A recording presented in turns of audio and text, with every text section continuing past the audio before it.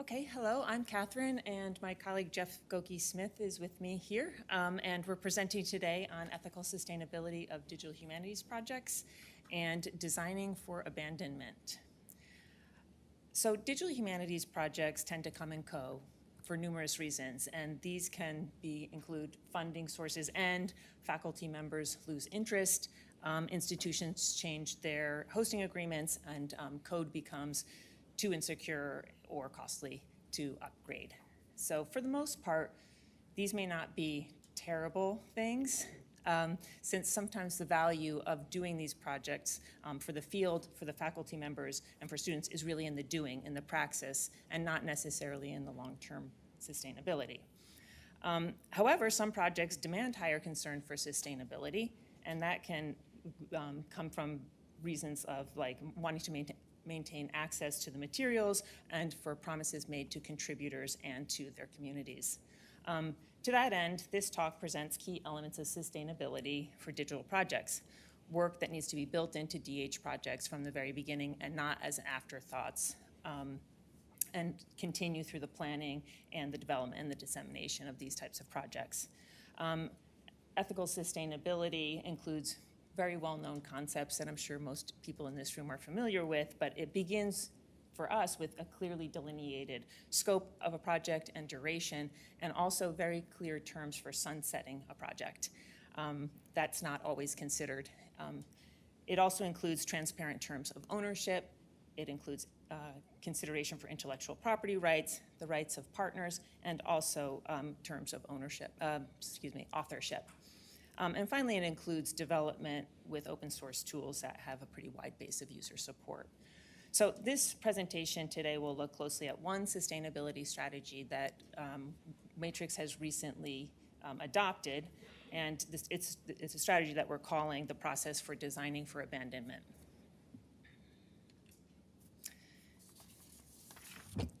So founded in 1997, Matrix, the Center for Digital Humanities and Social Sciences here at Michigan State University, is an internationally recognized research center.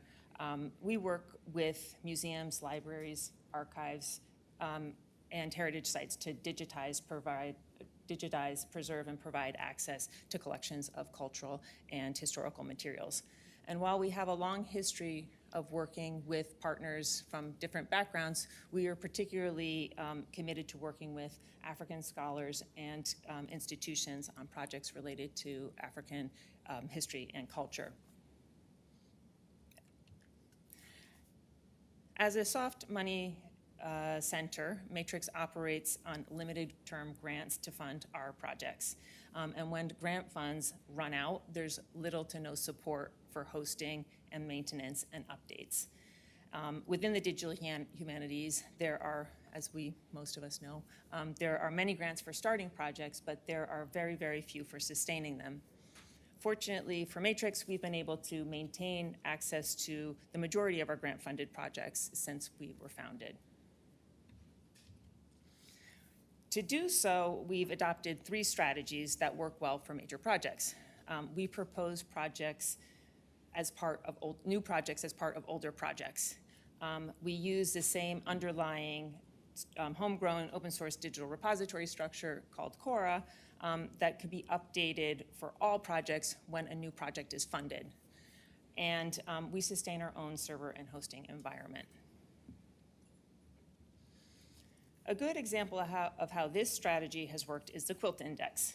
Starting with a $9,000 grant from the National Endowment for the Humanities in 2000, the Quilt Index has since received 9 grants to fund the addition of new collections, expand to new partner organizations, and to add new features. With new grants from IMLS and NEH and the Robert and Artist James Foundation, we've also been able to do new iterations of the project and substantial upgrades to the technical infrastructure, including to Cora.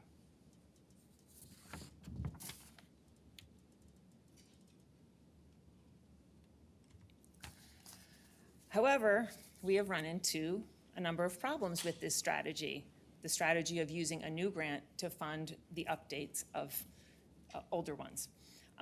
As you know, grants are more and more difficult to get, particularly for for older projects.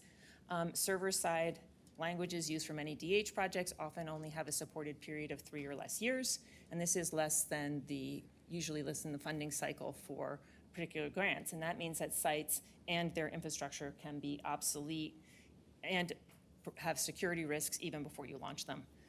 And finally, there are challenges to maintaining our own server environment. There's, in the face of sort of more ubiquitous cloud services, rising costs of equipment and maintenance, and network security concerns that are raised by our host university. Unfortunately, these problems are exacerbated by the fact that in the early days of digital humanities, we built projects promising to host and keep them online in perpetuity.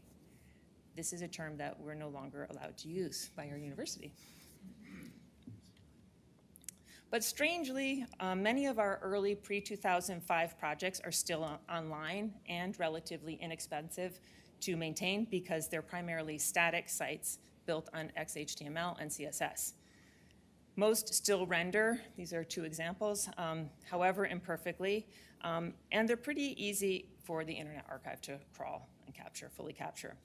Of course, after this phase of doing this kind of work, our next generation of projects at Matrix needed to be dynamic to allow for 3 key aspects of digital humanities projects: easy update by users, searching and browsing efficiently and effectively over sometimes large media files, and fast rendering of web pages with lots of images.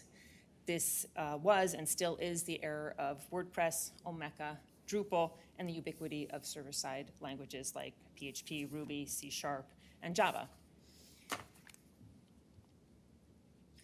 However, we found that with modern service and network environments and with browsers, we could take sites with fewer than 100 items, a number that easily includes most of our early dynamic DH projects, and render them as static sites designed for abandonment.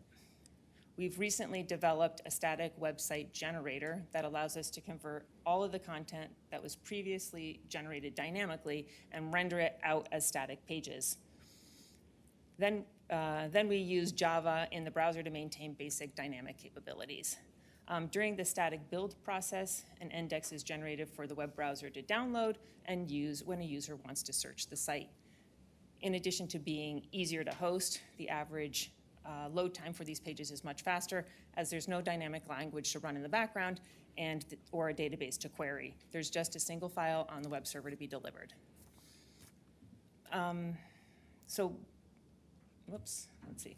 I'm almost finished. So we've done static website generation on a number of our important DH projects. These are 2 examples: the Archive of Malian Photography here on the left, and on the right, the African Activist Archive project.